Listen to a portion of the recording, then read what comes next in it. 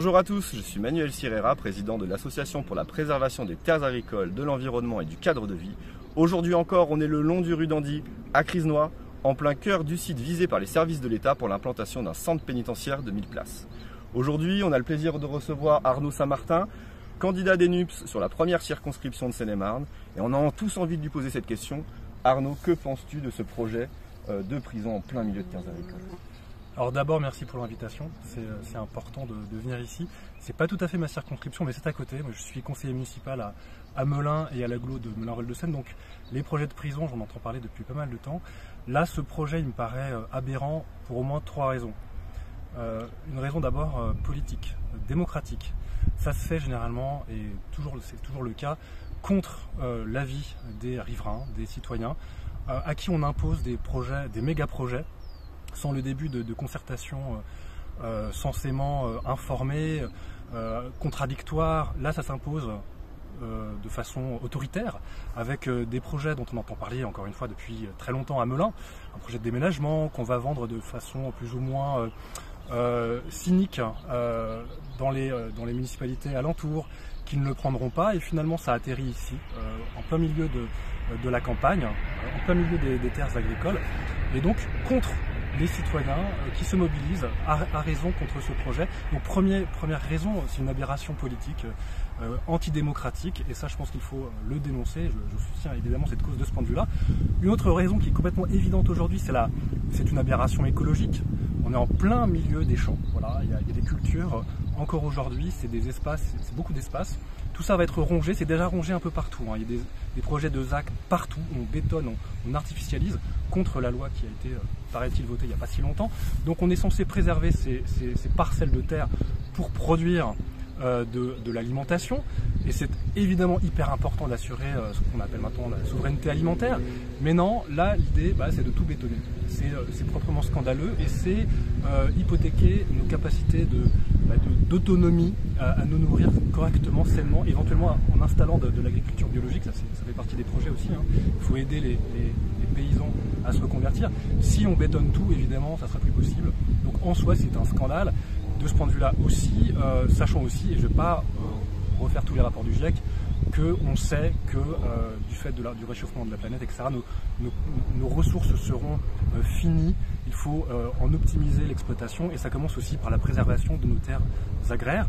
Le dernier scandale, la dernière aberration, c'est un scandale en fait social, c'est-à-dire qu'il y a une prison à Melun.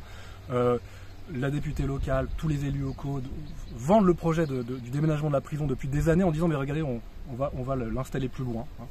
Nous on est contre le déménagement de la prison, et je le dis nous, c'est-à-dire le groupe pour une communauté écologique et sociale de l'agglo avec Mélanie Monville, Vincent Benoît et Julien Guérin. On a émis un avis négatif contre ce déménagement et l'installation de cette méga prison, parce que précisément la prison de Melun, elle fonctionne plutôt bien, hein. 300 places, c'est une prison à taille humaine qui réinsère les détenus, qui le fait à proximité des lieux de vie, des familles qui peuvent venir. Les gardiens ont construit leur vie ici, enfin le personnel pénitentiaire, donc c'est tout ce lien social qui va être cassé, brisé, avec une nouvelle implantation donc de cette méga prison. Après la question, c'est quel type de prison on implante. C'est 1000 places, voire beaucoup plus, parce qu'évidemment ça va craquer, on va transférer tous les prisonniers de France et de France tout court.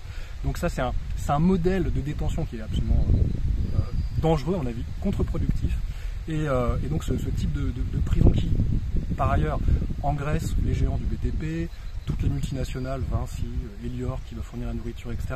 On le sait que ce sont des contrats mirifiques qui leur sont proposés sur un plateau. Ça, c'est un scandale social. Nous, on veut aussi une autre prison, d'autres types de prisons à taille humaine qui assurent des bonnes conditions de détention aux détenus et qui préparent leur réinsertion. On ne peut pas imaginer un seul instant que ça se passe bien dans ces conditions-là, avec une méga prison au milieu des champs, quoi.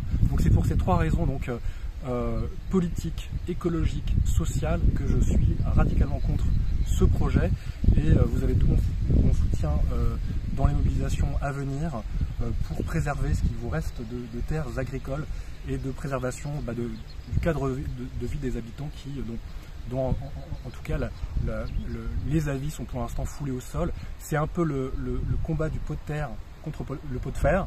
Les terres, en l'occurrence les pots de terre, il faut les préserver. Donc moi, en tant que député, bientôt, vous le verrez, de la Seine-et-Marne, première circonscription, vous pourrez me solliciter en continu pour les défendre et défendre cette cause d'intérêt général. Merci beaucoup Arnaud pour ton positionnement, pour tes arguments aussi qui sont percutants. Je pense qu'on l'aura tous compris, on doit préserver nos espaces agricoles, préserver notre cadre de vie.